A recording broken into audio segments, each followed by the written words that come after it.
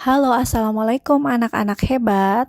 Hari ini kita akan membahas materi tentang pendudukan Jepang di Indonesia. Adapun kompetensi dasarnya adalah 3.5 menganalisis sifat pendudukan Jepang dan respon bangsa Indonesia. 4.5 tentang menalar sifat pendudukan Jepang dan respon bangsa Indonesia, juga menyajikannya dalam bentuk cerita sejarah.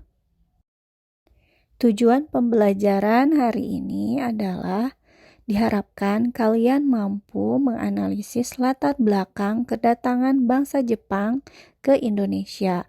Kemudian, kalian dapat menganalisis dampak kebijakan pendudukan Jepang di bidang politik, ekonomi, dan juga militer.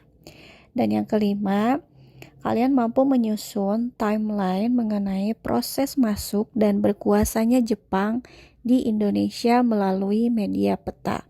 Dan yang terakhir, kalian diharapkan mampu menyajikan hasil penalaran mengenai sifat pendudukan Jepang. Coba kalian perhatikan gambar-gambar berikut. Tentunya kalian pasti tahu tokoh-tokoh kartun animasi Jepang, kemudian tokoh-tokoh atau artis-artis drama Korea juga pastinya kalian sudah tahu. Tapi di sini kalian lihat pada tayangan berikutnya ada gambar tokoh. Kalian bisa nebak siapakah tokoh pada gambar? Ya, betul sekali.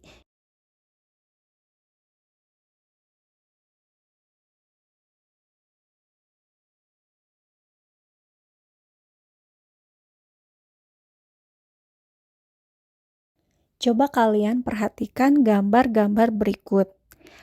Tentunya kalian pasti tahu tokoh-tokoh kartun animasi Jepang, kemudian tokoh-tokoh atau artis-artis drama Korea juga pastinya kalian sudah tahu.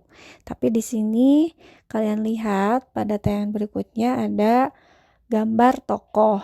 Kalian bisa nebak siapakah tokoh pada gambar? Ya, betul sekali. Ini adalah salah satu tokoh restorasi Meiji Jepang, yaitu Kaisar Matsuhito.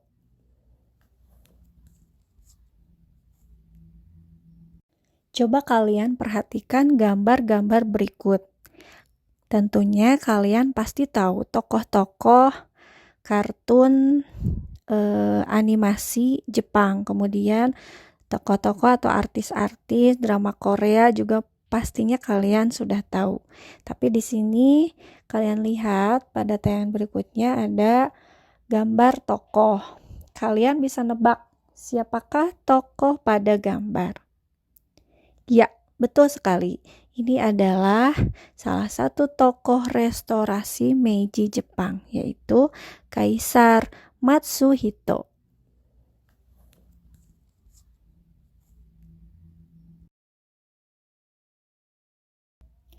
Nah, seperti yang sudah Ibu bahas minggu lalu tentang restorasi Meiji atau awal modernisasi di Jepang, ada tokoh yaitu Kaisar Meiji mengadakan perubahan melalui kebijakan restorasi Meiji di berbagai bidang, yaitu di bidang militer, pendidikan, ekonomi, sosial, dan juga hukum.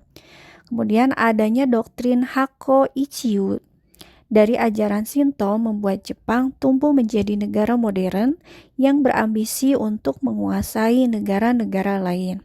Dan akhirnya Jepang mampu muncul menjadi negara imperialis baru di dunia.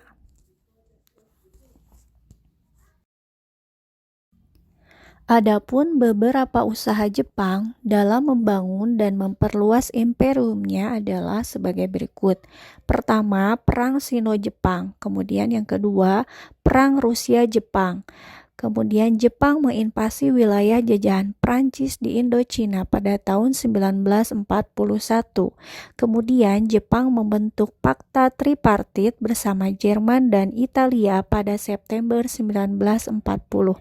Kemudian Jepang menyerang Pearl Harbor, pangkalan Angkatan Laut Amerika Serikat di Hawaii pada Desember 1941.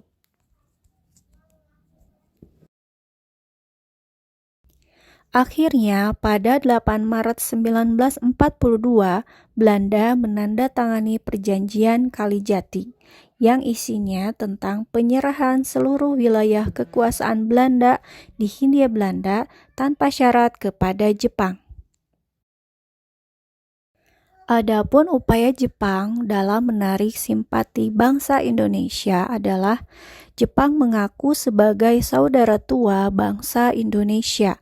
Kemudian, Jepang mengizinkan bangsa Indonesia untuk menggunakan bahasa Indonesia, menyanyikan lagu Indonesia Raya, dan kemudian memperbolehkan mengibarkan bendera merah putih.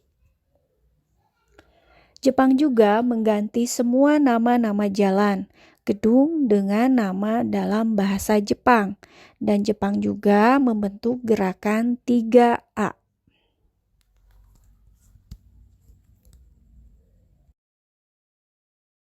Demikian materi seputar pendudukan Jepang di Indonesia.